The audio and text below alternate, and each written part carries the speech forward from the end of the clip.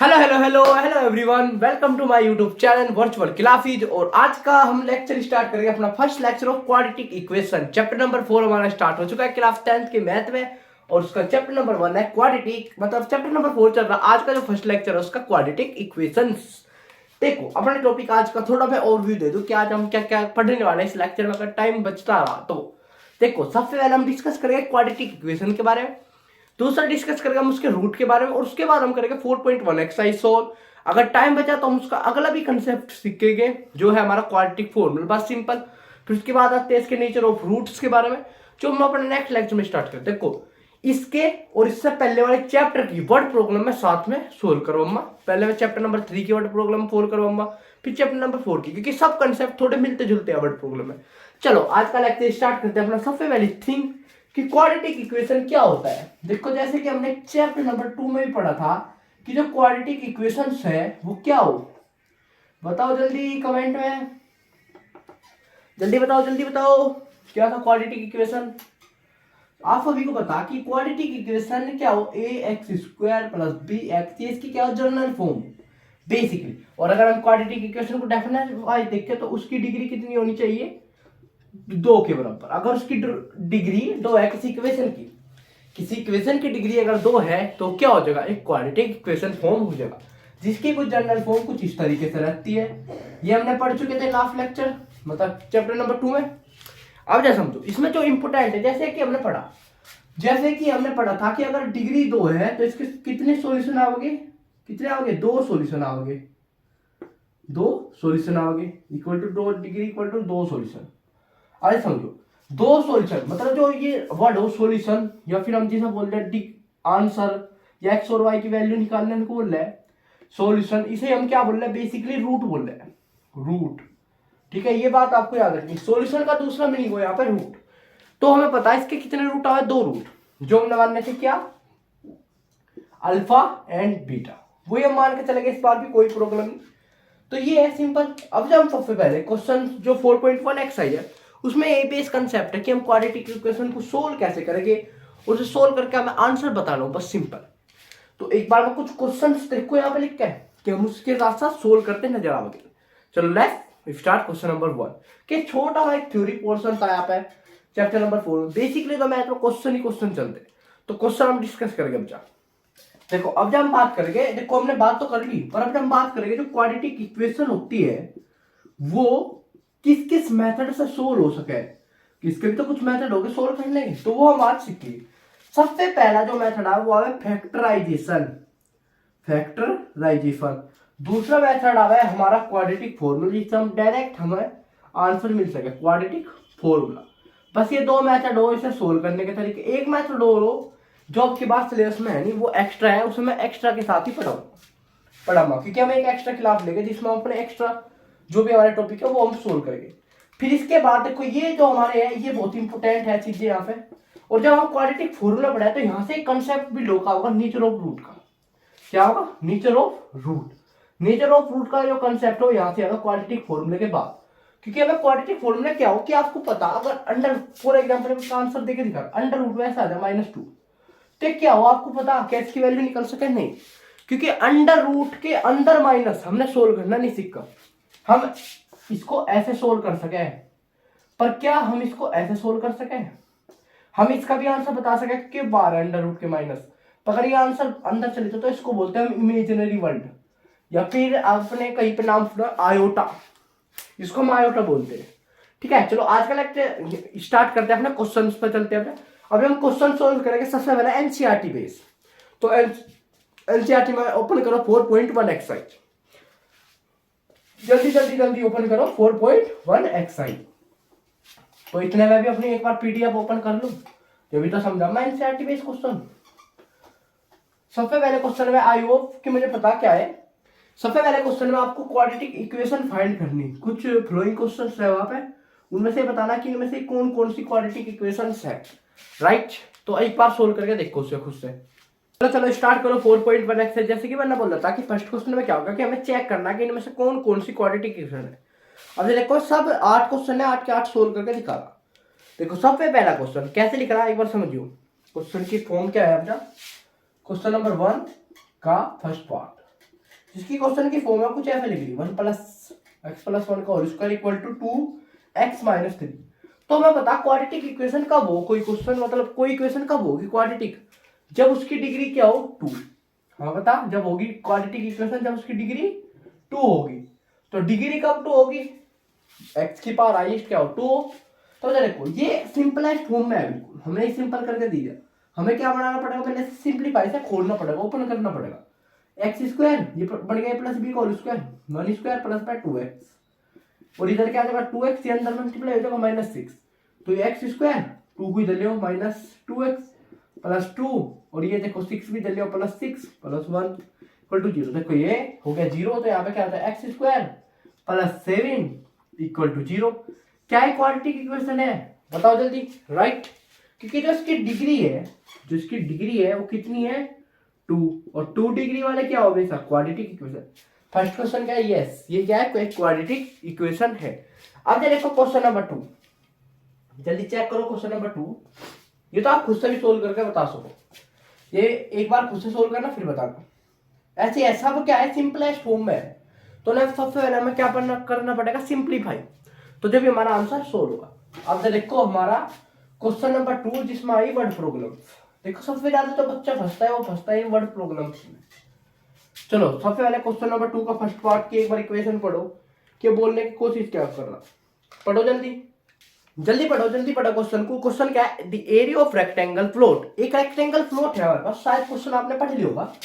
For example एक rectangle float ले लिया हमने कोई भी, और जिसका एरिया दे रखा हमें, एरिया जो एरिया है वो गिवन है हमारे पास, कितना है 528 मीटर स्क्वायर, इसमें मीटर स्क्वायर में। अब जब पढ़ो, अब जिस तरह के पढ़ो क्वेश्चन एक बार, द लेंथ ऑफ प्लॉट, मतलब एक लेंथ, मतलब ये प्लॉट था जैसे हमारा, ये प्लॉट था, इसकी कुछ लेंथ भी रही होगी l, और इसकी कुछ ब्रेथ भी रहेगी b। अब जब पढ़ो, जो लेंथ ऑफ प्लॉट है वो is 1 more than and 2 wise of breadth. For example देखो, अगर लेंथ l है और ब्रेथ b है, तो उसने क्या बोला, जो लेंथ l है ना वो एक तो ज्यादा है b से।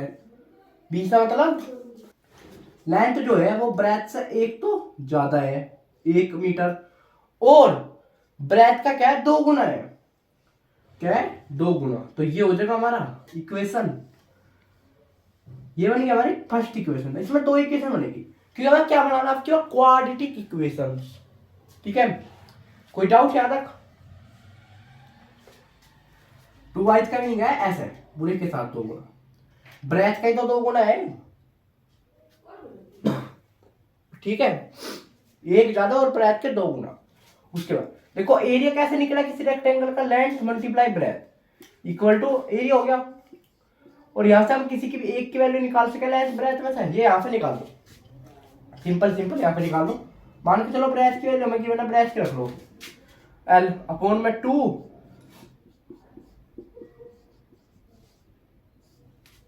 ओ हमने ब्रेथ की वैल्यू पुट कर दी यहाँ पे, तो ब्रेथ की वैल्यू ऐसे पुट कर सके हम 2l + 2, ये ब्रेथ की वैल्यू इंटू लेंथ, और 5 एरिया है हमारा ये। और समझो इसे l को मल्टीप्लाई करो, देखो 2l स्क्वायर प्लस में 2l equal to 528 metre square, तो चाहे ले ना ले।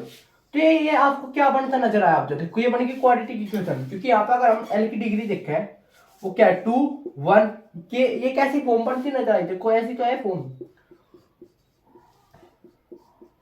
अगर हम इसे इधर लिया हुआ है तो सी हो गया, देखो a x की पावर 2 b x की पावर 1, तो सेम। तो ये हमारा था फर्स्ट क्वेश्चन। देखो इसमें क्या था कि उसने एरिया ऑफ प्लॉट दे दिया, मतलब कोई प्लॉट था रेक्टेंगल, उसका एरिया दे दिया, उसने एक साथ के साथ एक कंडीशन दे दी लेंथ की टर्म में, कि जो लेंथ है वो एक तो ज्यादा है और उसका फिर 2 गुना है ब्रेथ का। ठीक है, ऐसे में पकड़ना था। अब देखो इसका सेकंड पार्ट, क्वेश्चन का सेकंड पार्ट एक बार पढ़ के देखो, और इसमें एक टर्म आ गया था कंजुगेटिव। मैं उसका मीनिंग बताऊंगा क्या हो कंजुगेटिव। सेकंड पार्ट देखो इसका क्वेश्चन का, जिसमें क्या है the product of 2 conjugative positive integers. तो क्या आप एक वर्ड समझा दो, कंजुगेटिव आ गया। कंजुगेटिव का मीनिंग हो लगातार, मतलब लगातार का मीनिंग। फॉर एग्जांपल आप समझो, अगर ऐसे लिखूंगा एग्जाम्पल के तौर पर 1 2 3 4 5।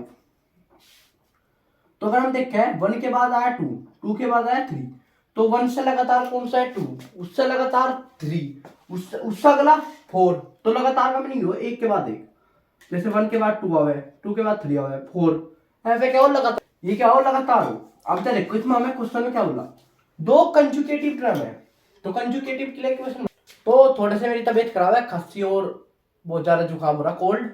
तो देखो हमें पता था कि हमने कंजुगेटिव का भी पढ़ा, मीनिंग क्या हो कि लगातार एक के बाद एक। तो अगर हम इसके लिए नंबर लेट करें, देखो number let the number of first, number of first number में था, फर्स्ट जो नंबर था हमने कंजुगेटिव में वो लेट कर लिया, क्या हमारा x। तो उससे अगला नंबर क्या होगा हमारा दूसरा, जल्दी बताओ। उससे नेक्स्ट जो हमारा लेट करेंगे हम अगला नंबर, मतलब कंजुगेटिव टर्म, वो क्या होगी, कंजुगेटिव नंबर x प्लस 1। कैसे बता, देखो एग्जाम्पल के तौर पे देखो हमने लिखा था 1 2, तो 1 और जो अगला नंबर आया 1 प्लस 1, जब बताया 2, तो क्या हो सके, अगर हम अगला नंबर निकालना चाहे पॉजिटिव इंटीजर्स, तो पहले लेंगे x, दूसरे लेंगे हम x प्लस 1। अगर 3 बोलता पहले लेते हम x, दूसरे लेते x प्लस 1, तीसरे लेते हम x प्लस 2। आई होप यार कोई डाउट नहीं। अब तो उसके बाद क्वेश्चन पढ़ो कि हमें क्या कंडीशन की बनती है, उसने क्या करा, प्रोडक्ट करा था, इन दो नंबर को उसने करा प्रोडक्ट। तो करो इसका प्रोडक्ट, और जिसके प्रोडक्ट का आंसर दे रखा उसने दे रखा 306। तो देखो यहां से इसकी क्रॉस मल्टीप्लाई करो, अंदर एक्स स्क्वायर प्लस में एक्स इक्वल टू 306। क्या ये बन गया, क्या बन गया, क्वाड्रेटिक इक्वेशन। तो ये था हमारा क्वेश्चन नंबर सेकंड।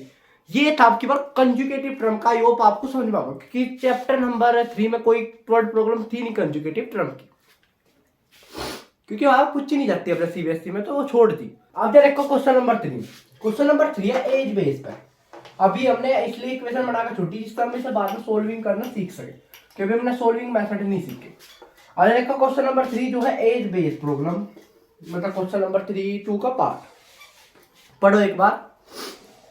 एक कोई रोहन है, क्या है, रोहन, और उसकी मदर, और क्या है उसकी मदर के बीच में हमें कंडीशन दे रखी, जो भी एज के पढ़ो, एज के उसमें। अब एक बार क्वेश्चन पढ़ना स्टार्ट करो। Rohan mother is 26 year old than him, मतलब जो रोहन की मदर है, अगर हम रोहन की एज x मान ले, तो उसकी मदर क्या, उससे 26 साल बड़ी, मतलब 26 साल उसमें क्या हो जाएगी, प्लस हो जाएगी उसकी मदर की एज।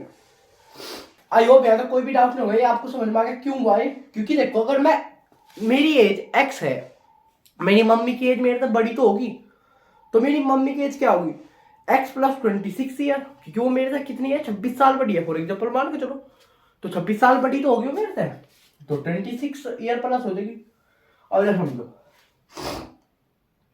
क्या क्या लिख रहा है इसमें, the product of these age, मतलब इनकी जो एज का प्रोडक्ट है, मतलब जो अगर हम इनकी एज का प्रोडक्ट कर दे, फॉर एग्जाम्पल ऐसे 3 ईयर फ्रॉम नाउ, कब, जब हम इनमें से 3 साल फ्यूचर में चले जाओ, मतलब 3 साल आगे चले जाओ, तो सबसे पहले क्या करें हम इसमें फ्रॉम के लिए दोनों की एज में 3 ईयर प्लस करेंगे, तो x प्लस 3 तो हो जाएगी रोहन की एज, और यहाँ पर हो जाएगा x प्लस 26, तो 3 पहले से 3 हो रहा है, ऐड हो गया, ठीक है। कोई डाउट यार ना। अब जब पढ़ो इसका क्या, जो उनकी एज का अब जब आया प्रोडक्ट, वो आया 360, वो कितना है 360, उसकी दोनों की एज प्लस 3 हुआ, और फिर उसने क्या बोला था प्रोडक्ट करने में, तो प्रोडक्ट करते हैं, फिर उसका जो आंसर बन था उनकी एज को आया 360। और देखो अब क्या करो, x प्लस 3, यहाँ पे देखो x प्लस 26 प्लस 3 क्या हो जाएगा 29, तो इक्वल किसके आ जाएगा 360 के। आई होप यहाँ तक कोई डाउट नहीं हो। अगर आप इसके अब जब ब्रैकेट ओपन करोगे तो यहाँ पे क्या आ जाएगा, क्या बन गया, क्वाड्रेटिक इक्वेशन। आई होप आपको ये वर्ड प्रोग्राम भी समझ में आ गई होगी, बताओ जल्दी। तो इस क्वेश्चन में कोई डाउट नहीं होगा, यहाँ पे बन जाएगा क्वाड्रेटिक इक्वेशन। अब देखो क्वेश्चन नंबर 4। क्वेश्चन नंबर 4 में क्या की एक और नई वर्ड प्रॉब्लम आ गई, जिसे बोल रहा हूँ डिस्टेंस या टाइम प्रॉब्लम।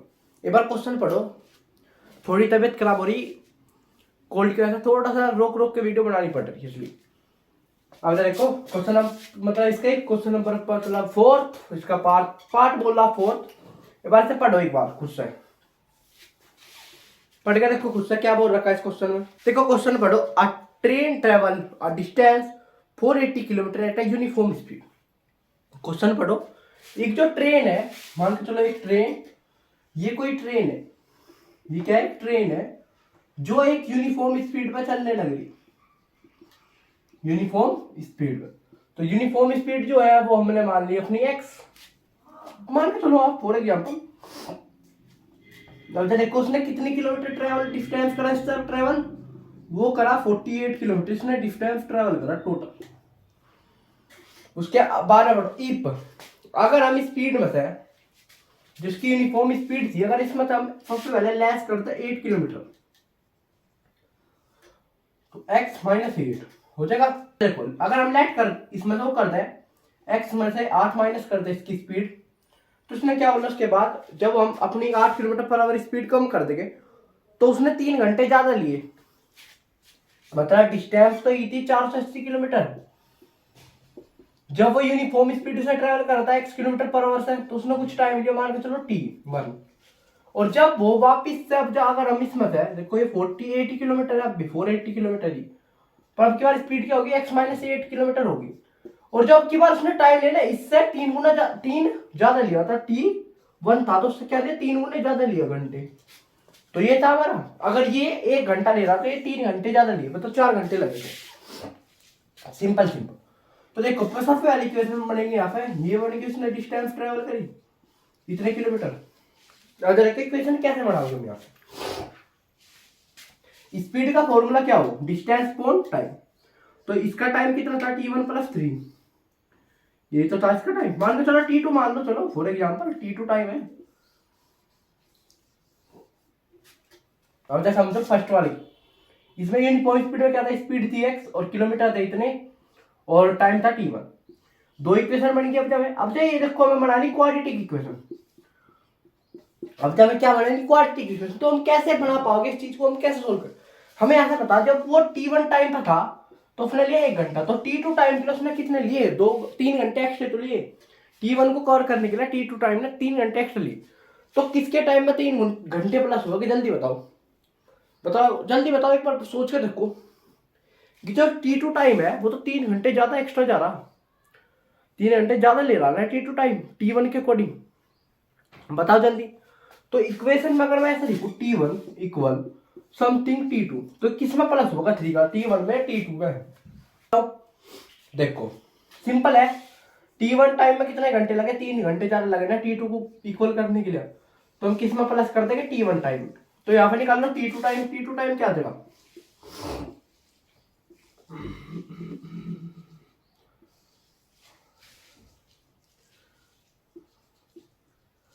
और t1 टाइम हमारा आ जाएगा ऐसे 480 बाय x, और ये आ गया हमारा t2 time 480 by x minus 8 kilometre. I hope यहाँ कोई डाउट नहीं होगा। अब यहाँ पे हम इक्वेशन में रख देंगे और हमारा क्वाड्रेटिक इक्वेशन हमें मिल जाएगी। तो आई होप यहाँ कोई डाउट नहीं होगा। अब जब हम क्या रखेंगे ना इक्वेशन में, यहाँ पर रख देंगे t1 t2 की जगह पे, तो यहाँ पे क्या मिलेगा, क्वाड्रेटिक इक्वेशन फॉर्म हो जाएगी हमारी। आई होप यहाँ कोई भी डाउट नहीं होगा। ये हमारी 4.1 एक्सरसाइज। चलो आज का लेक्चर तो मैं यहाँ पे ऐड करना पड़ेगा क्योंकि बहुत ज्यादा एक तो गले में पेन होने लगा था बोलते बोलते, और खस्सी बहुत ज्यादा हो रही, तो लेक्चर में बहुत ज्यादा डिस्टर्बेंस हो रहा था इसकी वजह से। तो आज के लेक्चर में तो बस हम इतने रखेंगे, जो बॉडी प्रॉब्लम है वो इससे अगले लेक्चर में देखेंगे, जब 2 दिन बाद हमारा आपका क्लास 10th का, उसमें हम देखेंगे सब चीजें। तब तक के लिए thanks for watching and bye bye. अगर लेक्चर अच्छा लगा तो सब्सक्राइब करें, लाइक करें, शेयर करें और कमेंट करें। Thanks for watching, bye bye.